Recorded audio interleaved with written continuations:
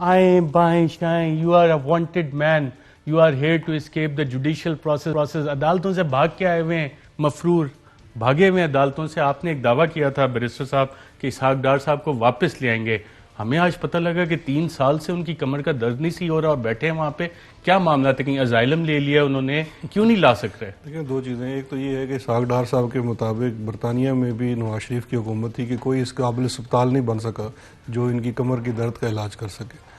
دوسرا آج انہوں نے وہ والا مریم مومنٹ بھی تھا کہ جس کے اندر آپ نے کہا نا حسین مریم بھی ہے کہ ان کی کہیں پراپرٹی نہیں ہے ماں سوائے لاہور کی ایک پراپرٹی کے. اور تیسرا یہ جو اسائلم والی بات کی, بالکل میری جو اطلاعات ہیں اس کے مطابق انہوں نے اسائلم فائل کیا ہوا ہے. اور اسائلم فائل کرنے کا مقصد بھی جو تھا وہ جو ایکسٹریڈیشن کی ریکویسٹ جس کے اوپر ہمارا برطانیہ کے ساتھ MOU بھی ہو چکا ہے اس کو رکوانا ہے تاکہ وہ پروسیس رک جائے. اس میں پھر کووڈ آنے کی وجہ سے بھی بہت زیادہ تعطل پیدا ہوا تو اسی چیز کا وہ سہارا لے رہے ہیں. اب یہ دیکھیے اسی لیے وہ ہیومن رائٹس کی وائلیشنز کا بھی کیس بنا رہے تھے پاکستان کے خلاف. میں اس بات پہ یہ دیکھیے تو یہ بیسک گراؤنڈ وہ لیتے ہیں ہمیشہ. میں اس بات پہ حیران ہو رہا تھا کہ اس نے بندے نے بیٹھ کے BBC کے انٹرویو پہ یہ کہہ رہا ہے کہ نیب کی حراست میں بہت سارے لوگوں کی ہلاکتیں ہو چکی ہیں.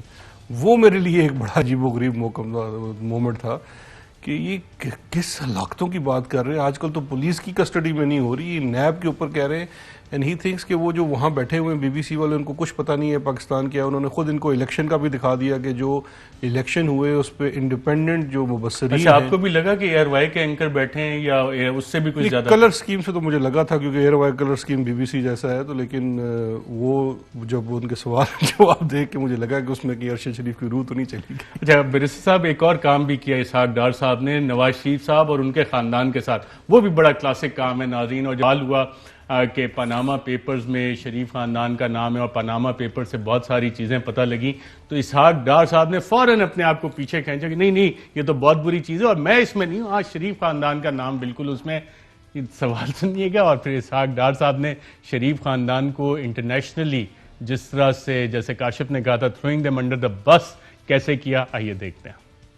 We learned an awful lot from those Panama Papers published in 2016 about monies being stashed away in foreign bank accounts, and it involved some very top-level Pakistanis, and there was reason to believe that not just Nawaz Sharif's family was involved, but your family too. No, there isn't any mention of my family.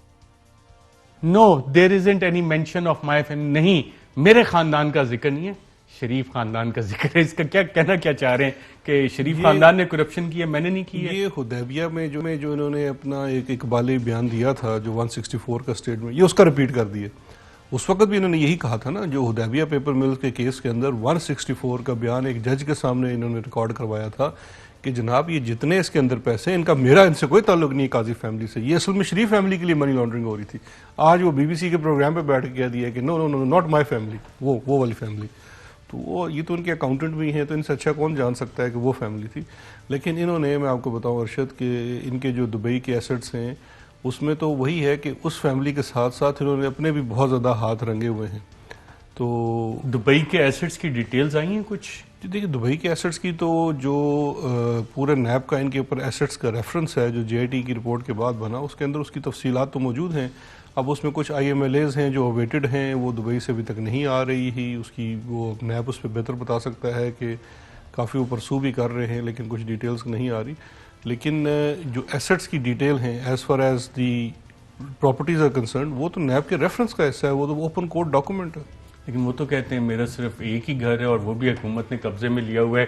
یہ ایک گھر اور ایک ہی جائیداد پوری دنیا میں اسحاق ڈار صاحب کی. ناظرین الحمدللہ ہمارے بالکل یہ ہمارے فلیٹس ہیں, الحمدللہ صرف پوری دنیا میں اسحاق ڈار کی بھی ایک ہی پراپرٹی ہے.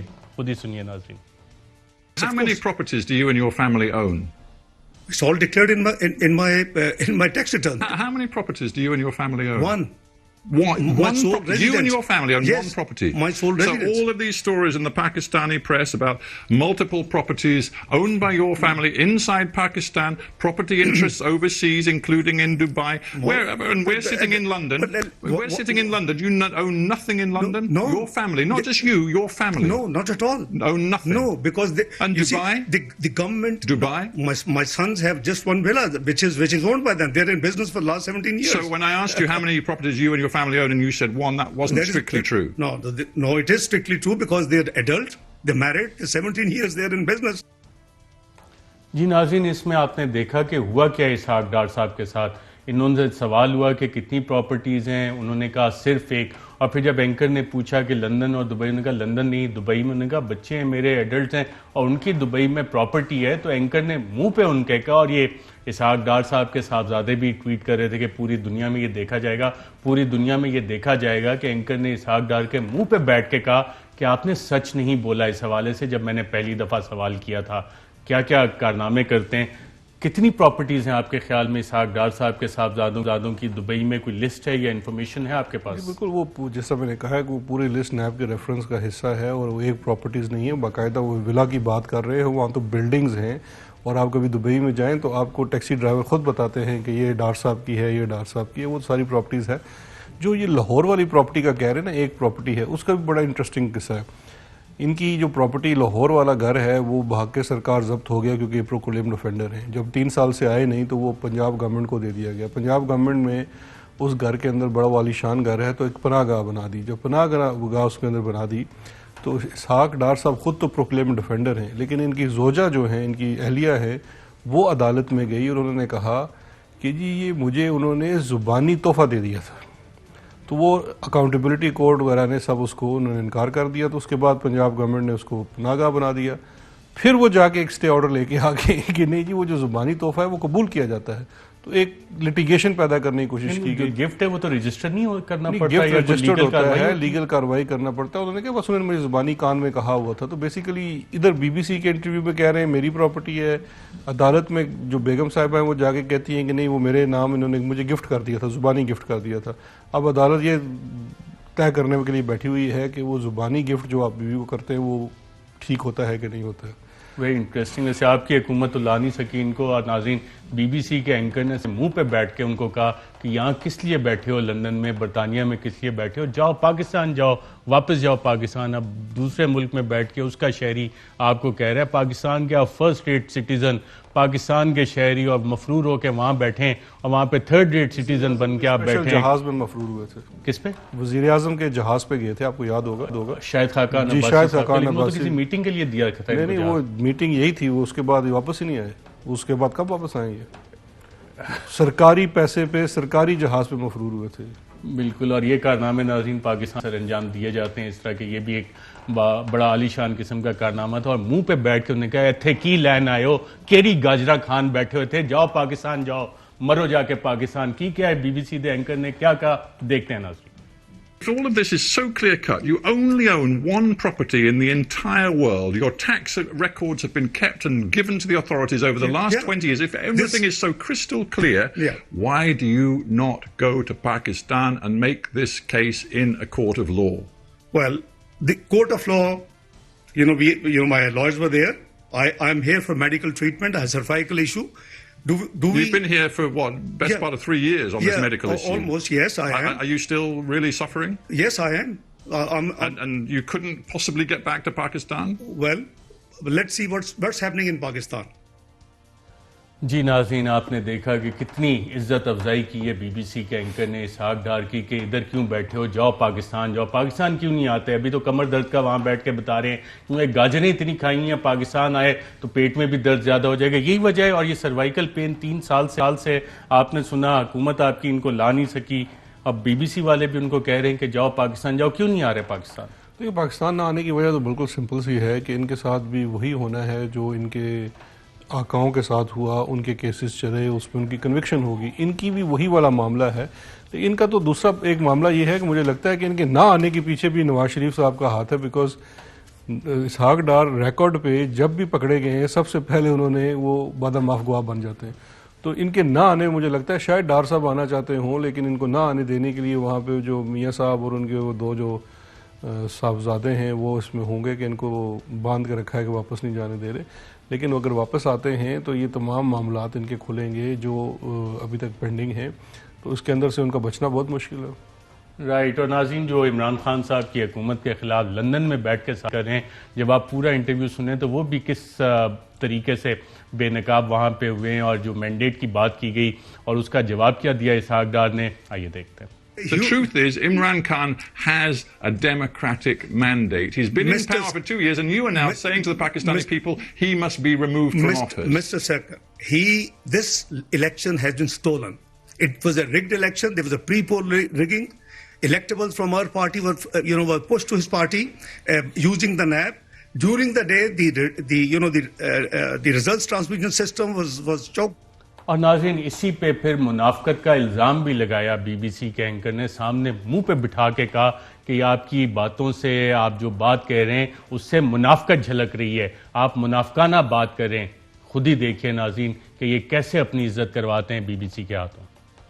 You're now alleging that this is entirely unacceptable when your erstwhile boss and your very close ally Nawaz Sharif was working hand in glove with Pakistan's military dictator General Zia for many years, and suddenly he's decided that the military and the way they interfere in politics in Pakistan is entirely unacceptable. What kind of hypocrisy is that? I disbelieve this analysis. Frankly speaking, I disagree with you. Well, what bit of what I've just said is maybe wrong? Evolution process. جی ناظرین، آپ نے دیکھا کہ منافقت بھی کس طرح سے ایکسپوز ہوئی۔ وہاں بیٹھ کے یہ کوئی لنڈن پلان بنا رہے ہیں مجھے تو یہ جو انہوں نے لفظ بولا ہے ایوولوشن پرابلم، ایوولوشن پروسیس، تو مجھے تو یہ انہوں نے یہ اپنے لیڈر کو انہوں نے کیا بنا دی ہے، ڈارونس تھیوری آف ایوولوشن، باندر بنا دی انہوں نے نواز شریف کو۔ آپ ڈارون کا ذکر کریں، ڈارون کا نا کہ ایوولوشن پروسیس ہے کہ وہ باندر سے انسان بن رہا ہے، مطلب اس سے بڑا کیا؟ یہ غیر پارلیمانی الفاظ نہ استعمال نہیں، یہ غیر پارلیمانی نہیں، تو دیکھیں میں تو اعتراض بندر کو ہونا چاہیے ویسے، لیکن آپ ڈارون کی تھیوری کہہ سکتے ہیں، آپ بندر کیوں کہہ رہے ہیں؟ دیکھیں بندر میں اس لیے کہہ رہا ہوں کہ کیا ڈارون کی تھیوری میں بندر کا کیا ذکر ہے؟ ایوولوشن کا کیا تعلق ہے؟ ایوولوشن کیا ہے کہ انسان پہلے بندر ہوتا تھا، وہ کہتے ہیں اگر آپ نے وہ کیا کہہ رہا ہے، اینکر ان سے یہ کہہ رہا ہے کہ آپ یہ کہہ رہے ہیں آل آف سڈن کہ فوج بہت بری ہے، جبکہ آپ کا اپنا لیڈر جس کے پیچھے آپ چل رہے ہیں وہ جنرل ضیاء الحق کی گود میں پیدا ہوا، اور وہاں سے اس کا سیاست کے اندر انٹری ہوئی، سیاست میں آغاز ہوا، اور ساری سیاست اس نے وہ کی۔ آج آپ یہ فرما رہے ہیں تو کیا یہ دوگلا پن نہیں ہے، منافقت نہیں ہے؟ تو اس نے کہا یہ ایوولوشن پروسیس ہے۔ اب ایوولوشن پروسیس کیا ہے کہ ڈارون نے کہا تھا کہ پہلے وہ ایک بندر ہوتا تھا، بندر سے وہ پھر آہستہ آہستہ چلتے آپ کہہ رہے ہیں کہ بی بی سی نے بیٹھے بیٹھے اسحاق ڈار صاحب نے جو بات کی اس میں سارا کچھ باندر بنا دیا؟ بالکل بنا دیا، کیونکہ دیکھیے آپ ایوولوشن کا یہ مطلب نکالے آپ، یہ انہوں نے اس کی جو منافقانہ بات ہے اس کو انہوں نے ہائی لائٹ کر دیا، اور یہ بات کوئی میں تو نہیں کہہ رہا یا کوئی اور پاکستانی ٹی وی چینل تو نہیں کہہ رہا جو ان کو پسند ہی نہیں ہے، انہوں نے تو بی بی سی کا چوز کیا نا، لیکن بی بی سی والوں نے بھی ریسرچ کی ہوگی، اس نے انٹرویو سے پہلے اس کو اسحاق ڈار صاحب تو نہیں پڑھتا تھا، اس نے ریسرچ کی ہوگی، ریسرچ کرنے کے بعد اس میں سے نتیجہ یہی نکلا کہ آج جو یہ فرما رہے ہیں ان کے قول و فعل میں بہت زیادہ تضاد ہے۔ آج بھی یہ سیلف انٹرسٹ کے لیے ایک چیز کو ٹارگٹ کر رہے ہیں، جبکہ دے ڈونٹ مین دس۔ ان کی کریڈینشلز، ان کی جو زبان سے چیزیں نکل رہی ہیں اس کا کریڈینشل اس کا ساتھ نہیں دیتے، کیونکہ ان کے اپنے کریڈینشلز یہ ہیں کہ وہ انہوں نے خود دیکھیے وہ جس چیز کو کوشچن کر رہے ہیں، عمران خان کی سیاست کو کوشچن کر رہے ہیں، ان کی قیادت کو کوشچن کر رہے ہیں، اور عمران خان کی جو سیاست ہے وہ صحیح معنوں میں سیاسی جد و جہد کا نتیجہ ہے، جبکہ جو اس کے اوپر اعتراض کر رہے ہیں خود ان کے پیچھے کوئی جد و جہد نہیں ہے، تھوڑا سا پیسہ تھا اور ماشاء اللہ حکومت کا آشرواد تھا، تو ان کے چہرے سے، ان کے منہ سے یہ بات نکلنا جو ہے ایک منافقانہ بات ہے، اور اس چیز کو اس نے بہت اچھا ہائی لائٹ کر دیا۔